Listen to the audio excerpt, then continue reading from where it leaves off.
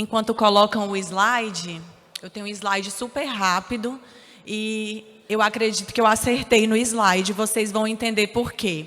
Mas, primeiramente, muito boa noite, Aracaju, Sergipe, boa noite. Boa noite. Eu pedi esse boa noite porque eu estou muito feliz de estar aqui. Quando o Cristiano Barreto, meu amigo conselheiro federal, me ligou e eu estava em Alagoas, minha amiga, eu tenho um convite para lhe fazer e Rose vai corroborar. Venha para a nossa conferência. E eu disse, Cris, é a única capital do Nordeste que eu não conheço. E eu, sendo nordestina, eu preciso fechar essa meta, porque eu amo muito o meu Nordeste. E que cidade linda, que pessoas lindas e gentis. Eu quero voltar, porque eu passei muito pouco tempo e já vou nessa madrugada.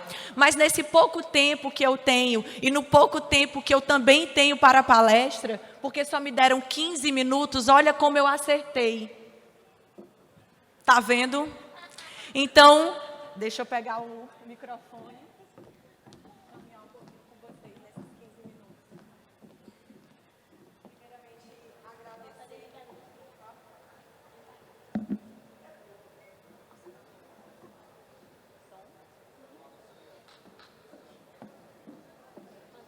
Para atingir a todos.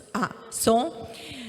Também, além disso, antes de começar o tema do novo direito de família e os desafios e os seus impactos, eu quero também agradecer ao presidente Daniel e parabenizar por esse evento riquíssimo, um evento riquíssimo em conhecimento, em organização e que mostra a força da nossa advocacia, nossa classe unida e que espera de vocês que estão aqui e são jovens estudantes que o futuro do nosso país, dentro da perspectiva da atuação na advocacia, tenha muito sentido com a continuação de vocês, que vocês realmente façam um bom curso de direito e que se voltem mais para o que esse tempo acelerado não está mais deixando vocês fazerem, voltar para as essências. E eu vou pedir e convidá-los, se quiserem, a deixarem um pouco o celular de lado durante essa palestra. É só um convite, porque artigo 5º,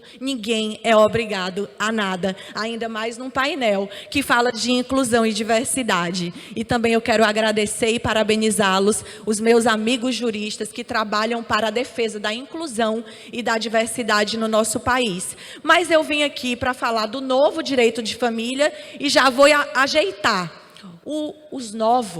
as novas famílias brasileiras, porque elas são plurais. Mas por que eu coloquei esse coelho? Primeiro, porque eu tive um insight ontem, quando eu estava do lado de Glória Roberta, minha amiga conselheira federal, e eu tive um insight. Gente, essa é a 6ª cidade em 7 dias. Eu estou me sentindo não a Alice no País das Maravilhas. Eu me senti o coelho branco, e todo mundo sabe que filme é esse, de um livro, não é? De um conto britânico, Alice no País das Maravilhas. Eu vou tentar, de maneira um pouco mais lúdica, falar das pluralidades familiares e pegando um gancho de Alice no País das Maravilhas. Esse coelho é só para convidá-los a assistir a minha palestra sem olhar para o celular. Mas eu tenho certeza que nessa sociedade 5.0, e esse é o tema da conferência, todos nós nos sentimos um pouco esse coelho. E viver aceleradamente atrapalha um pouco a nossa vida familiar, não é mesmo? Então, nós temos que entender que a tecnologia não vai mais deixar as nossas vidas, mas como a gente vai utilizar dentro dos desafios da advocacia, que hoje é muito mais híbrida, ou seja, um pouco presencial e um pouco digital, e que bom que ela tem essa dinâmica, mas até que ponto isso está afetando a sua saúde mental também. Isso é muito importante e não tem sido falado nos livros de direito, posto que falados lá no livro da psicologia, da psiquiatria. E o mundo pós-pandemia e novas tecnologias nos faz refletir sobre como esses novos arranjos familiares estão se desenvolvendo numa sociedade em que também nós temos a família chamada iFamily. Isso já foi cunhado há muito tempo atrás. É porque agora nós, por conta do impacto da pandemia, sentimos tudo isso. Hoje nós já falamos em guarda compartilhada virtual, tiveram os casamentos completamente online durante a pandemia, com permissões advindas das leis que tiveram que ser criadas, poucas no direito civil para que isso fosse permitido, porque as pessoas ainda querem casar. E o casamento não é uma instituição falida, gente. Falido é dentro de cada um se descobrindo e procurando a sua essência e procurando por que não quer mais viver aquele tipo de família e tentando entender por que quer viver outra, porque as famílias são plurais. O artigo 226 da Constituição Federal, ele traz para a gente 3 espécies de família. E já foi muita novidade. Lá em 1988, a Constituição Federal trazer essa pluralidade. Uma vez que antes, quando lá daquele Código Civil extremamente patriarcal, extremamente ruim para a mulher, que era considerada um ser relativamente incapaz, apenas por ser mulher, então já era novidade demais. Essa Constituição chamada democrática, cidadã, trazer mais uma espécie de família que antes era chamada concubina. União estável. Então veio como nova espécie de família naquela época. Mas olha o tanto que nós já avançamos como sociedade. Nós temos uma história de exclusões e injustiças com relação às famílias invisíveis brasileiras. Famílias essas que não estão protegidas pela Constituição Federal explicitamente. E foi exatamente por conta disso que os doutrinadores e juristas do direito de família e muito do IBDFAM, Instituto Brasileiro de Direito de Família, tiveram que dizer: esse artigo tem um rol que não é taxativo.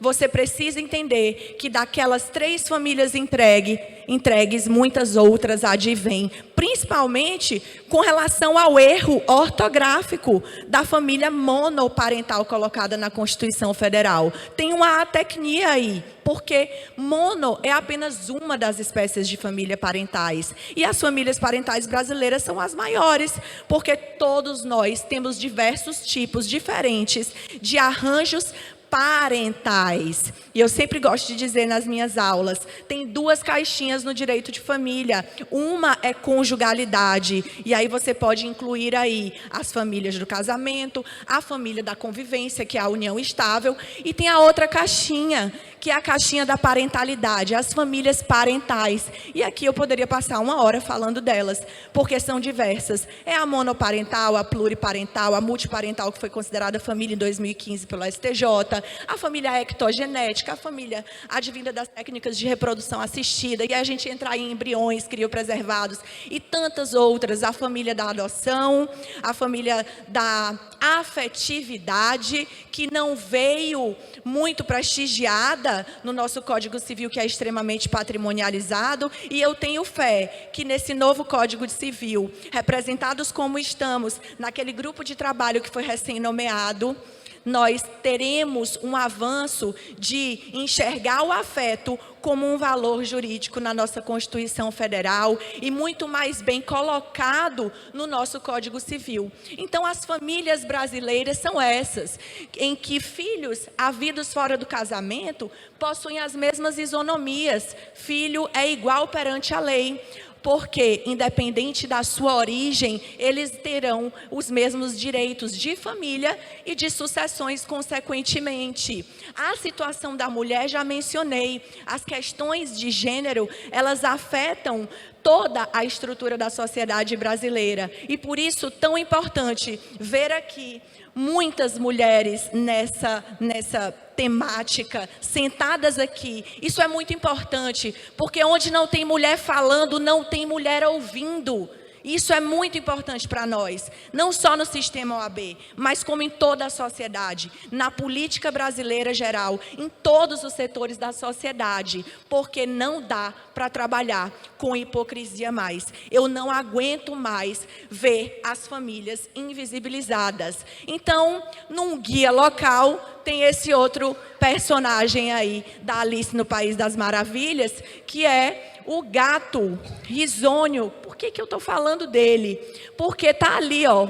Ele abandona as regras, é um observador e um guia local. Então, vamos observar a família do passado, onde o adultério era crime, no artigo 240 do Código Penal.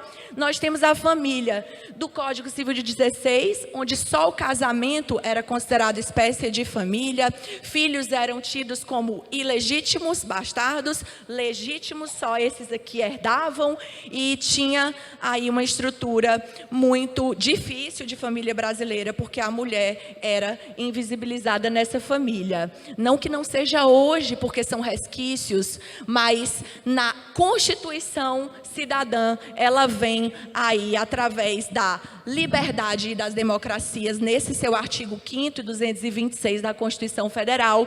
A mulher vem com mais direitos, homens e mulheres são iguais perante a lei, ele repete o óbvio, lá no livro de família ele repete isso de novo, para dizer que não tem mais chefe de família, paterfamílias, e assim a gente segue tentando dizer o óbvio. Dizer o óbvio, dizer que, por exemplo, eu posso estar aqui, sendo casada, tendo um filho de 3 anos, porque o meu marido colabora comigo, porque ele é um adulto funcional, né? Naquele meme, é um adulto funcional, está lá me ajudando, estou trabalhando, enfim, temos profissões diferentes, não é mesmo? Então, essa estrutura, a mulher é responsável pela mudança das famílias brasileiras. Ela muda todo o arranjo das famílias da pós-modernidade. E quanto mais pós-modernidade tiver e mais defesa de liberdades e democracias, mais alguns tabus vão sendo criados, vão sendo combatidos, mas ainda com a existência do conservadorismo. Ele sempre vai existir. Quem trabalha para a democracia sempre vai ter um lado de conservadorismo que vai estar ali na defesa intransigente de singularidades.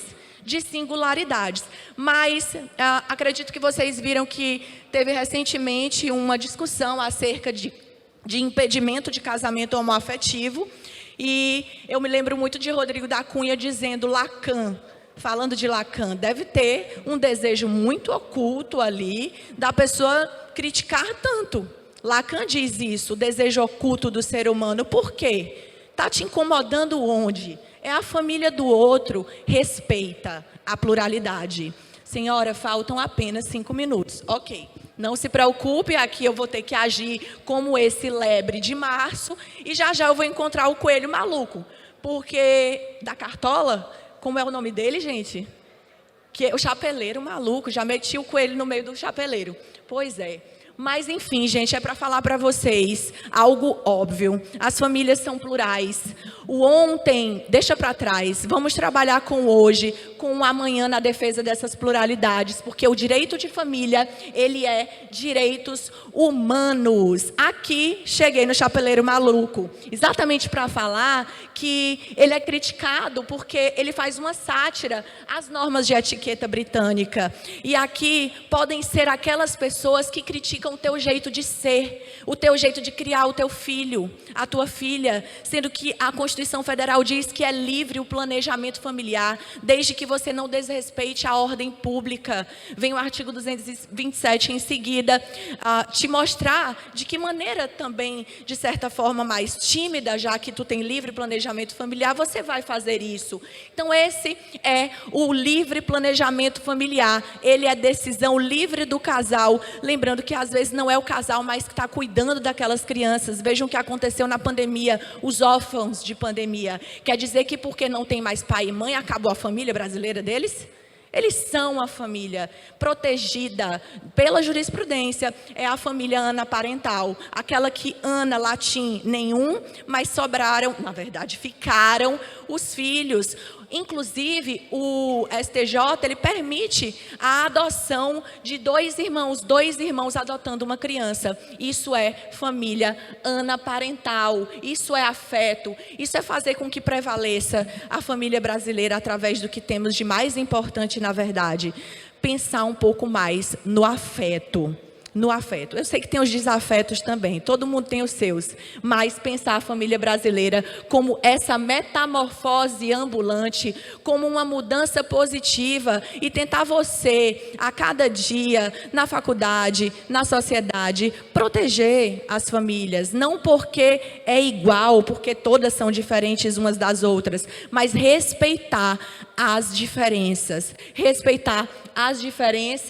e aqui uma crítica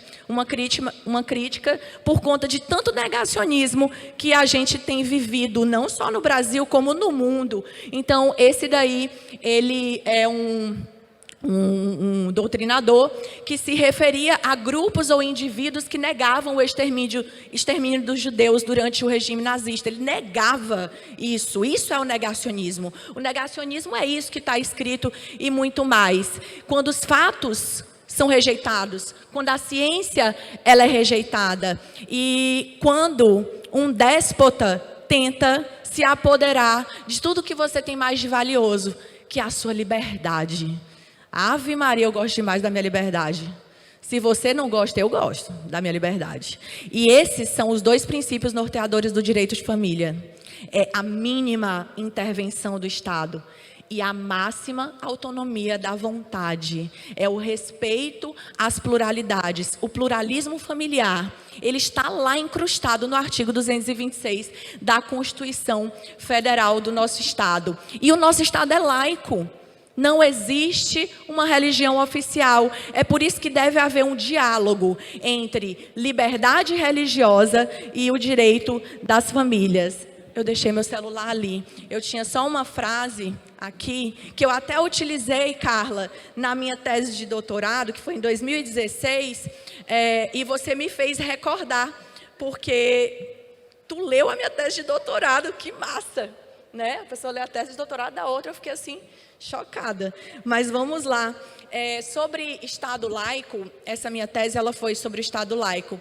E eu até brinquei com Carla, e já estou terminando, que eu queria muito falar de direito de família, mas eu estava na PUC São Paulo, católica, e o meu orientador é o maior teólogo do direito em vida, Cláudio De Sico, historiador do direito, enfim.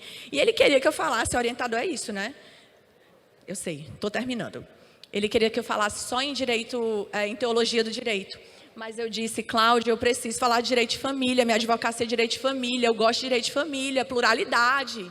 Aí ele, pois, escreva metade em teologia do direito e a outra metade você se vira de me dizer como é que você vai conectar isso. E o nome da tese é Por um Diálogo entre Liberdade Religiosa e o Direito de Todas as Famílias Brasileiras. E aqui, eu quero encerrar a minha palestra. Eu tinha algumas outras coisas para tratar com vocês, mas me deram 15 minutos, eu estourei, estou pedindo mais 5 aqui de prorrogação, por favor. E o meu encerramento, gente, é o que eu escrevi lá no comecinho da tese. Ai, meu Deus, aqui é uma foto minha hoje, comendo lá na praia. Espera aí. Acho ingênuo imaginar ser possível um mundo sem religião. Ingênuo e desnecessário. A função da ciência não é tirar Deus das pessoas, é oferecer uma descrição do mundo natural cada vez mais completa. A conciliação entre ciência e religião só ocorrerá quando ficar claro o papel social de cada uma. Negar uma ou outra é ignorar que o homem é tanto um ser espiritual quanto racional. Então eu encerro perguntando para vocês, qual é o seu país das maravilhas? Um mundo de mais afeto, um mundo de defesa da inclusão, da liberdade, em que mulheres tenham todos os espaços de poder dentro dos seus méritos, dentro das suas condições, em que determinadas questões sejam respeitadas por conta de reparações históricas que precisam realmente ser feitas, reparações irreparáveis, na verdade, e que essas famílias brasileiras plurais não sejam tão invisibilizadas pelos tribunais superiores, que quando nossas questões de família chegam lá, a maioria é negada no sentido da pluralidade. Então, o convite final é para vocês refletirem qual é o seu país das maravilhas. Muito obrigada, fiquem com Deus, sejam muito felizes e contem comigo nas redes sociais. Vou ficar ali fora depois para quem quiser me dar um abraço, tirar uma foto. Gente, eu sou muito da gente, sabe? Muito obrigada, gente.